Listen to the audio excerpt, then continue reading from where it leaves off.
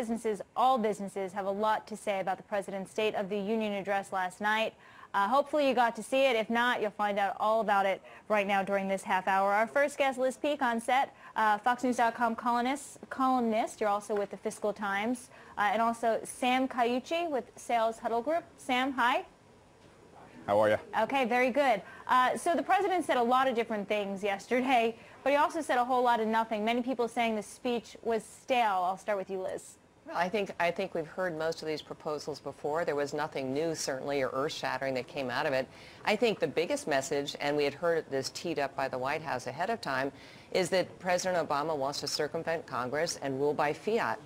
The problem is that's an admission of failure, in my view. I mean, he's basically been unable to deal with Congress, even though in the first years of his presidency, of course, he owned Congress. It was his party. So he spent all his political capital early on getting Obamacare through with a stimulus, and basically had nothing afterwards to work with. But, you know, personality-wise, this man is not able to schmooze Congress.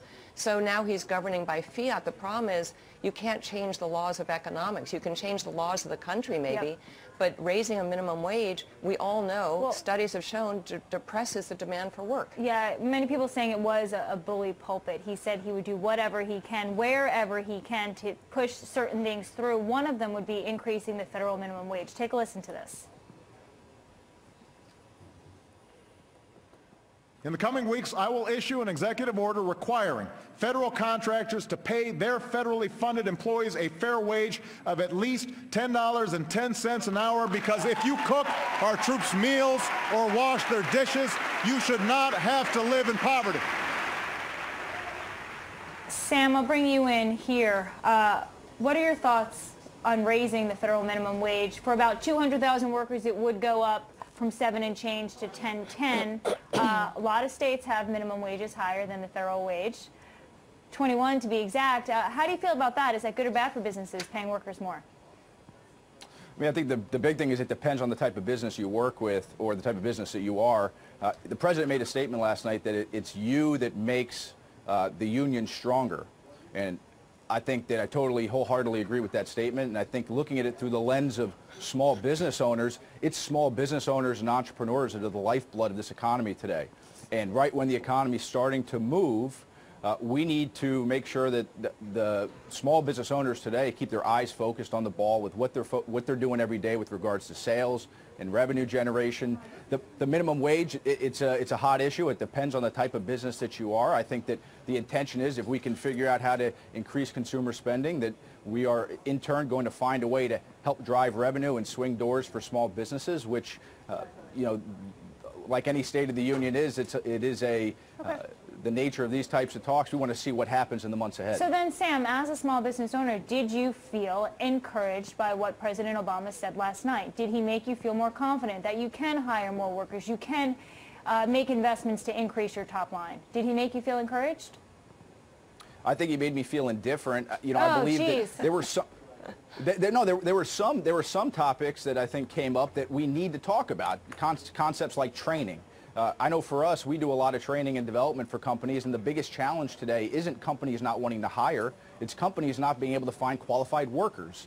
And what we need to be focusing on is more training programs, whether it's at the federal level or it's at the university level. If we get better qualified workers into the workplace, we're going to make sure that the jobs we create stick. We're going to make sure that the economy keeps moving forward. And that is what, in my opinion, small business owners need to keep their focus on. Okay, I also want to talk about what he said on taxes. He didn't say much, but the reason I'm bringing it up is because it can be argued, and it has been argued, that for small businesses especially, what's more important than growing sales and increasing revenue is actually how taxes really affect these business owners. Take a listen to the President on tax reform codes yesterday. Let's make that decision easier for more companies. Both Democrats and Republicans have argued that our tax code is riddled with wasteful, complicated loopholes that punish businesses investing here and reward companies that keep profits abroad. Let's flip that equation. Let's work together to close those loopholes, end those incentives to ship jobs overseas, and lower tax rates for businesses that create jobs right here at home. Didn't say much, did he, Chris? Well, it seems to me that we've had this conversation for 3 or 4 years running, and this has bipartisan support, so why hasn't it gone anywhere? I mean, the problem is, you know, of course, the State of the Union speech is always a shotgun approach, and you throw out a lot of stuff, and you hope you're going to please somebody, you know, somewhere. But this tax reform issue is real. It is actually crazy that our tax code is so complicated and mystifying, particularly for small business owners. Really, President Obama has not done much for small business owners. I mean, between Obamacare and the lack of progress on things like tax reform, he has really made life impossible. And obviously, no one's going to hire if they don't know the rules, whether it's rules on taxes or rules on benefits. I mean, it's just, you know, it's sort of same old, same old. It's ironic that increasing taxes on those higher income workers, on businesses, whoever, that also creates income inequality. And Sam, that's so ironic because much of the president's speech was dedicated to closing the gap between the rich and the poor. Absolutely. I mean, I think that we heard a little bit of a rerun of last year's State of the Union. We didn't see a lot this year in regards to how are we going to make the tax code easier for small business owners. It is a real challenge. It's a real challenge, you know, in Q1 right now with a lot of the clients we work with, worrying about what they're going to be doing when tax season comes around. But, you know, we have to find a way to make sure that even through all of this that we're talking about with the State of the Union, you know, a message to business owners to really buckle down. They have to continue to focus on the things that they can control in their business every day. And part of that being driving revenue, making sure we're getting the right people in the door, and making sure that we're focusing on product development and keeping.